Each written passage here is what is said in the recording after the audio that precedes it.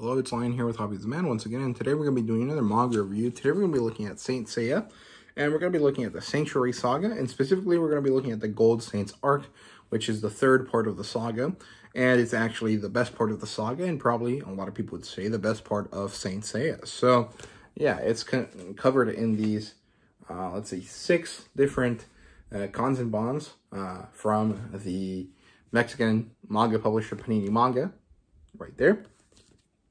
The series is written by Masami Kurumada, of course, and the demographic is shonen. This used to be on the Shonen Jump magazine, and it's actually available in English on the Shonen Jump app if you guys are interested.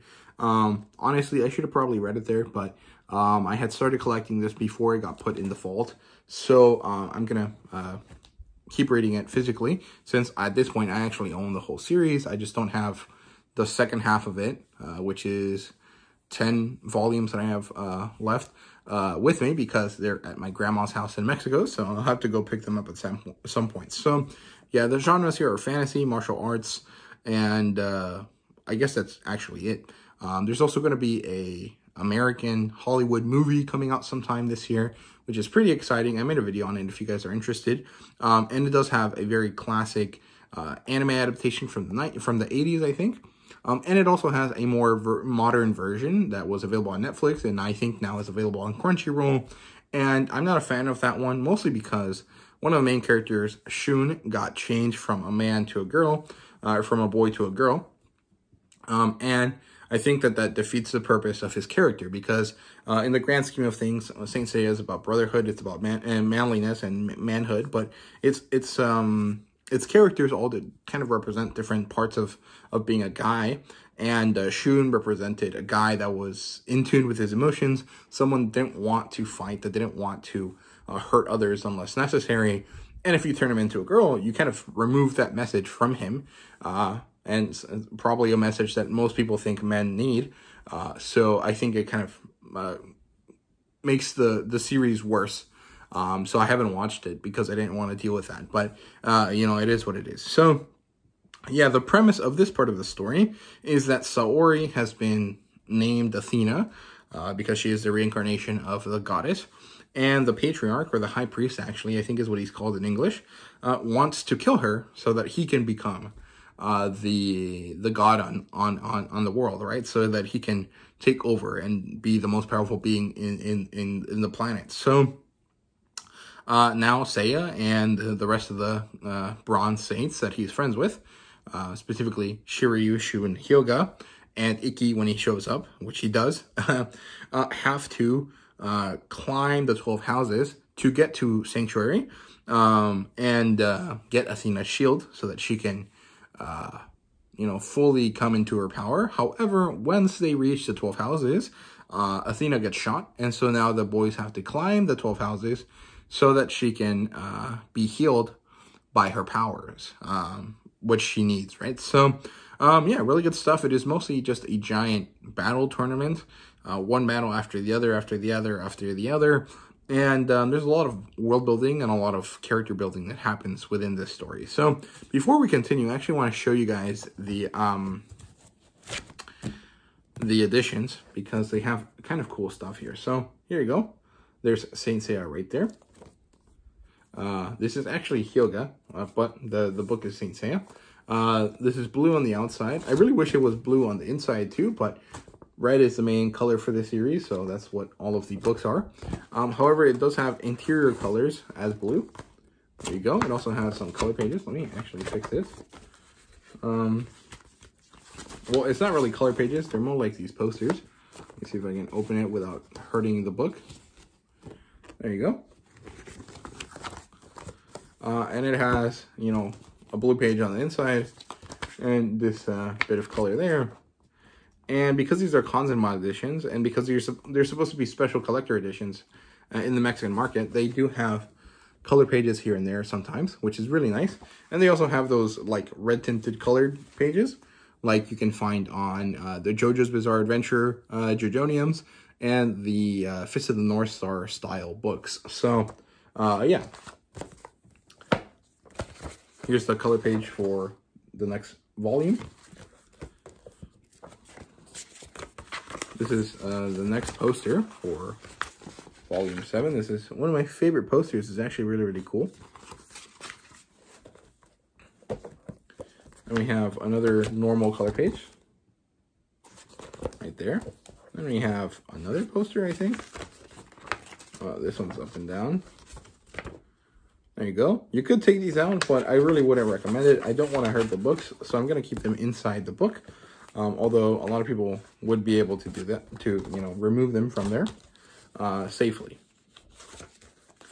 This one has some color pages right at the beginning where you see the journey that the boys have taken during this arc, which is nice. So, yeah, it's pretty standard stuff. The only difference is, honestly, if they brought this to the US and they kept everything about the interiors the same, the only difference would be that it would probably be a hardcover. But I honestly don't like hardcovers all that much when it comes to manga. I feel like they're unnecessarily heavy and they kind of make it harder to read, but that's just me. I know a lot of people like hardcover manga. So, yeah, plot-wise, it's a pretty good story.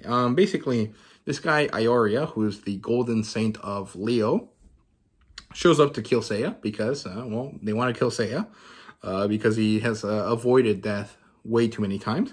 But doesn't because the Sagittarius armor, which belonged to his older brother, what's his name? Iolia, something like that, saves Seiya. Then Shaina shows up. Now Shaina, if you guys remember, wanted to kill Seiya in the first few chapters of the story. So she shows up, and I think she tries to help Seiya because Seiya has seen her face. And if a female saint has ever had her mask removed and someone has seen her, she either has to kill the man or fall in love with him because whatever. And there's actually a lot of things like that that happen in this part of the story where these teenage boys just happen to make like 20-year-old chicks fall in love with them because, you know, it happens, I guess.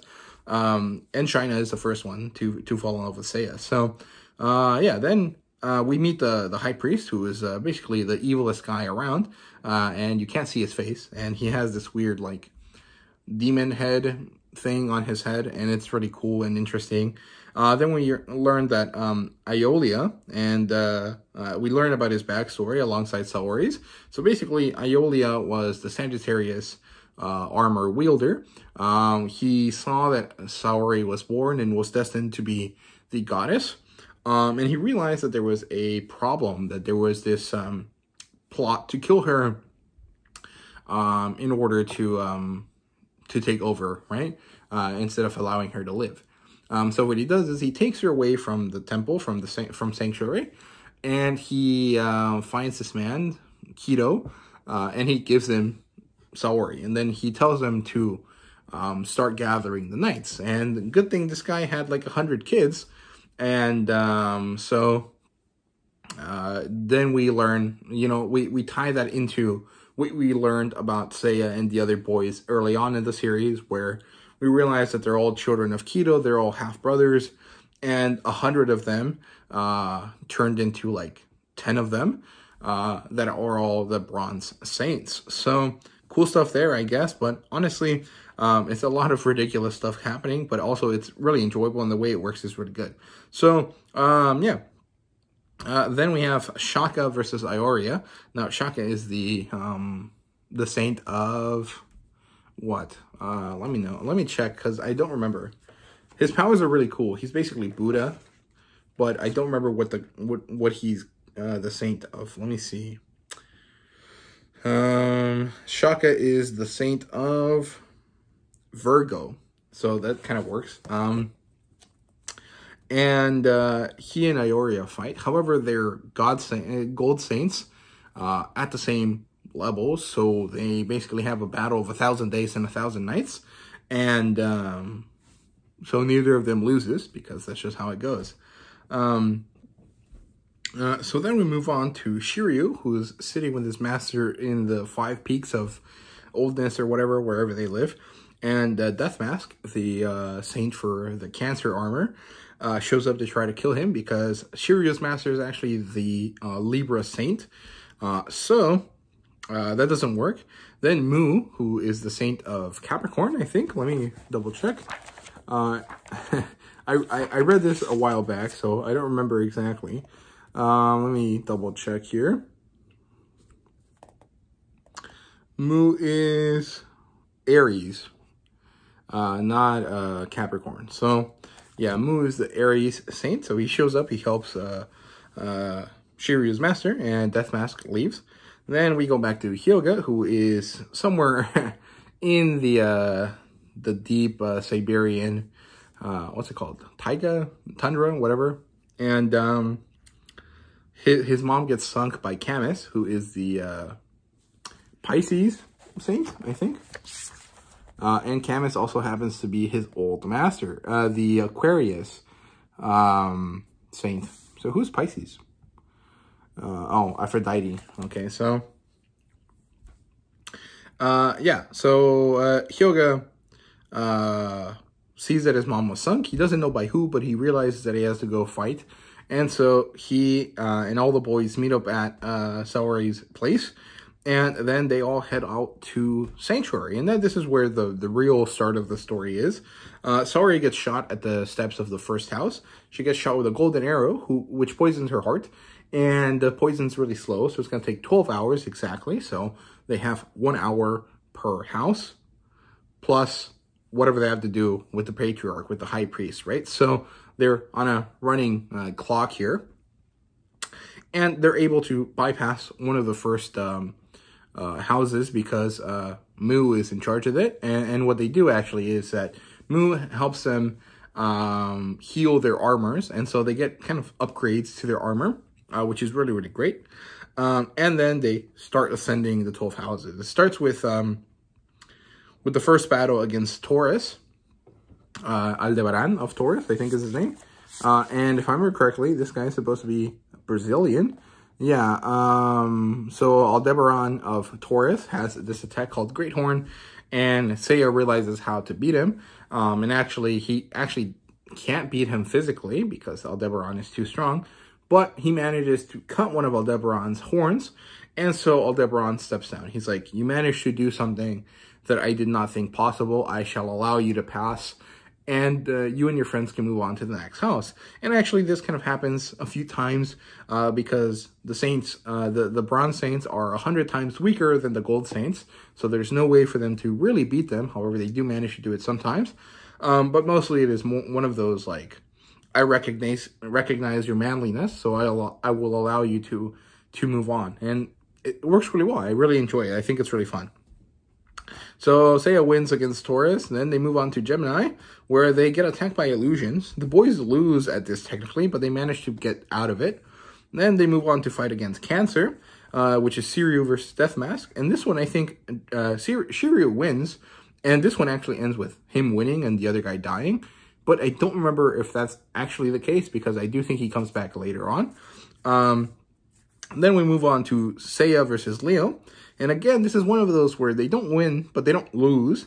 And Leo was actually taken over by the High Priest using a special saint technique because Ioria was too busy fighting Shaka, right? So while Shaka and Ioria were fighting, this other guy, the High Priest, managed to kind of put a spell on Ioria's mind. And so Ioria now sees Seiya as a villain.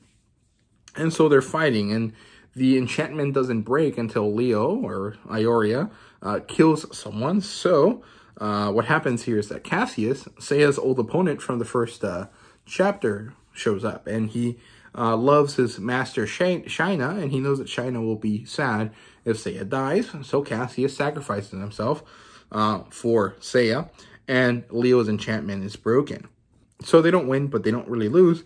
But they lost a friend, right? So yeah, and then enter Shaka, and Iki actually shows up at this point to step up, and they have a cool ass battle. If you're familiar with the early parts of Journey to the West, when we get to meet Sun Wukong, and we learn about how he does everything. One of the things that happens is that Sun Wukong actually gets trapped in the hand of Buddha, and Buddha is like, you know, I dare you to escape me. And he thinks he's gone on a journey and done a bunch of crazy stuff. And then Buddha reveals that everything that happened was in the palm of his hand. And so we have a cool situation just like that happening here with Ikki and with Shaka. And it's a really good fight. Actually, I think it's probably one of my favorite fights that were to be had here in this part of the story. So really good stuff there. I really, really enjoyed it. Then they move on. They save Hyuga from ice at the at one of the houses using the Libra armor. Then they go on to fight Milo, and they kind of win there. Then they end up at the Sagittarius house, and they uncover Iolia's message, and it gives them the strength they need to move on. Then we have Dragon versus Shura, and if I remember correctly, Shura is the Capricorn guy. Let me double check here. Yeah, Shura is the Capricorn saint, so it's a dragon versus a goat.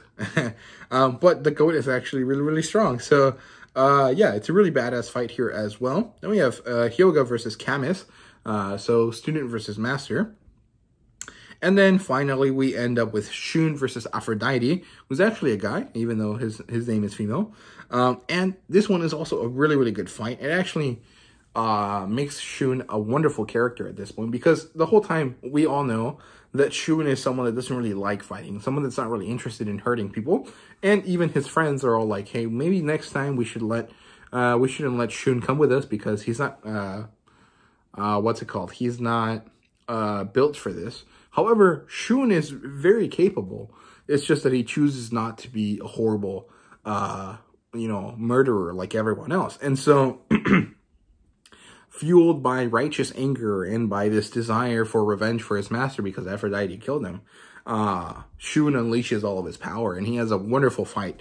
And it's a really, really good kind of situation here. And then finally, we realize who the High Priest is. We learn about what happens, and we have a great ending here for this part of the story. And it's really, really good. I definitely recommend you guys read all of this stuff because it's really, really enjoyable. I don't know how many chapters it is. I think it's like less than 100. So it's not that big of a time commitment. And I definitely recommend you guys give it a go. So yeah, in terms of characters, we have the 12 Gold Saints, the usual teenagers that we always have, and lots of background story for all of these characters. So we learn a lot about Seiya's connections with Leo, with Aoria. We learn about Shun's relationship with his old master, with this chick that has the chameleon armor, and with Aphrodite. We learned about Ikki's relationship with Shun a little bit more. We learned about Hyuga's relationship with Camus, with his master. We learned about Shiryu's master quite a bit as well. And there's a lot of good things that we learned about these characters along the way. So in terms of characters, lots of good stuff happens here. And in terms of world building, we learned about the Gold Saints quite a bit. All of them have different powers and skills. We learned that there's more gods. Obviously, Athena is there, but there's Poseidon and Zeus and Hades. And, well, stuff's going to happen. We learn where all of these characters got their skills. Mostly, all of them learn skills from their masters. And so, many of them have, like, similar skills at different levels, depending on what type of saint they are. And we learn quite a bit about different relationships that all of these characters have. Most of them have a female companion. And Seiya, of course, is a harem protagonist, and he has Saori, the girl from his orphanage, and Shaina, of course. And finally, we get revealed that Seiya's sister is Marion. So if you didn't know that, spoiler warning, I guess.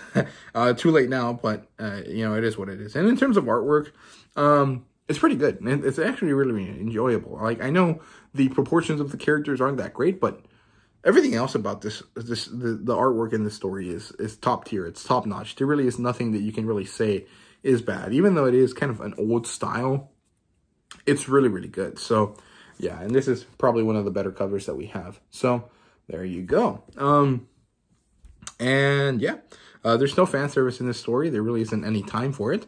And in terms of a rating, it's a 5 out of 5. It's amazing, but I do understand that it is mostly nostalgia goggles that I have on because, well, this was a very meaningful story to me growing up. I'll probably be less gentle with with Saint Seiya moving forward, because it's stuff that I am less connected to. So yeah, and I think I never actually enjoyed the Hades part of the series at all. But the next part coming up is actually a side story. I'm going to have a little tiny review for that side story, and then we'll move on to Poseidon Part 1, and then Poseidon Part 2 sometime in July, and then Hades by the end of the year. So, yeah, 5 out of 5. It's awesome. It's wonderful. I definitely recommend you guys read it. Check out some old Shonen Jump series. It's available on the Shonen Jump app, so it really shouldn't be that much of a hassle to track it down. So, yeah, thank you guys so much for watching. I hope you guys enjoyed, and see you guys in the next video.